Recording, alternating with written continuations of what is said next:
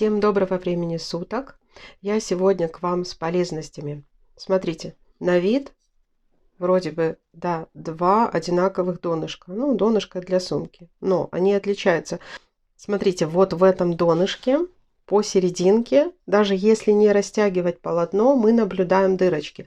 То есть, в принципе, когда мы с вами вяжем донышко не только узором ротанг, любым другим узором галочки в раскол, как я обычно раньше делала, я оставляла хвостик и вот эти дырочки заполняла соединительной косичкой.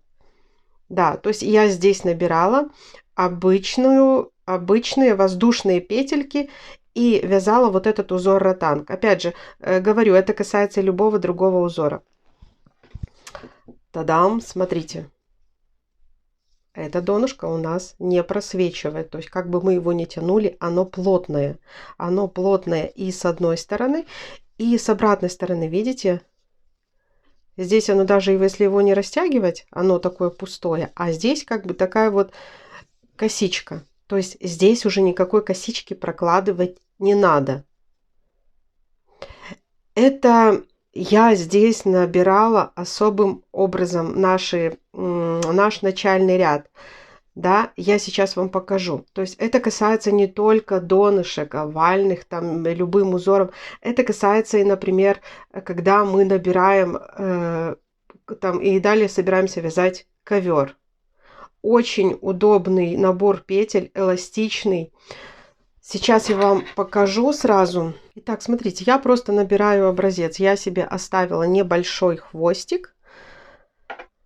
Вот таким образом беру петельки. Вот здесь внизу, вниз у меня идет хвостик, а туда спускается основная нить. Я вот так вот делаю узелок. Еще раз показываю. Внизу хвостик у меня идет. Вот туда спускается основная нить. Завожу крючок.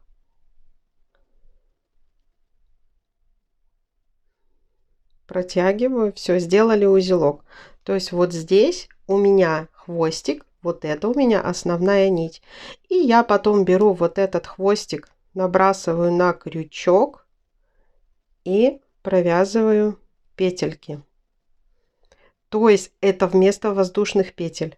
Мы так набираем наши петельки. Еще раз говорю, это не только для овального круглого донышка, да, это также подойдет такой наборный способ, такой способ набора петелек и для вязания ковров, так как он очень эластичный. Я сейчас вам на образце покажу, то есть если мы далее будем набирать столбики без накида, столбики с накидом, и таким образом мы набираем необходимое количество петелек.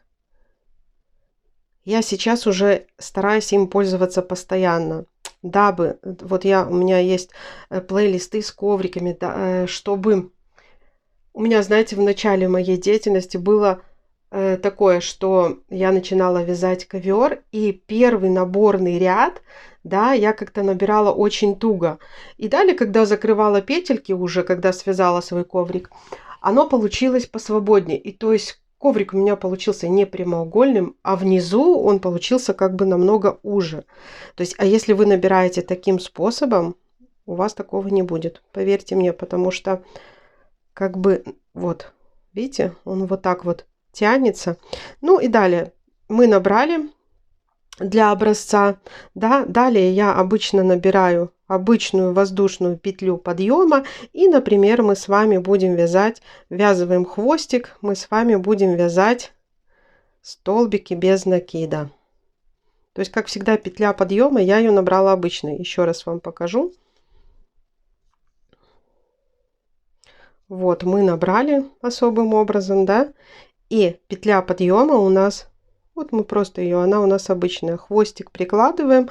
Смотрите, что у нас получается. Вот такие вот косички, да, вот так вот продеваем. То есть у нас и с этой стороны косичка, и с этой. И далее вяжем наши столбики без накида, либо столбики с накидом. То есть это не зависит от того, что вы собираетесь вязать. Я говорю, что это и для какой-то, и для одежды, и для ковров, и для донышек, как я вам показывала. Разница, конечно, есть.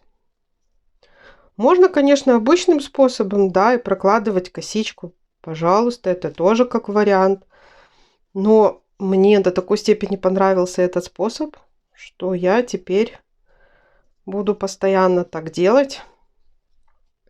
При вязании ковров, при вязании донышек. Так, провязываем. Ну вот и последняя петелька у нас, да, мы ее провязываем. Все, и далее вяжем как обычно. Смотрите. Вот наш образец. У нас красивый наборный край, да, у нас получается косичка. То есть, когда мы заканчиваем наше изделие, у нас тоже с другой стороны получится такая же косичка. Во-первых, и для того, чтобы изделие выглядело одинаково с двух сторон, и для того, чтобы изделие наше вот на начальном этапе не было стянутым. Так как я люблю очень плотно вязать, у меня в начале такое бывало. Вот как-то так. Так, и мастер-класс по вязанию такого донышка будет уже на следующей неделе. Мы с вами будем готовиться к весне, будем вязать вот такую сумочку узором Ратанг. И первый видеоурок у меня будет по вязанию такого донышка. Опять же, я набирала уже новым способом вот эти вот петельки. Поэтому, кому интересно, подписывайтесь на канал и смотрите, ждите новинки. И смотрите, делитесь полезными видео.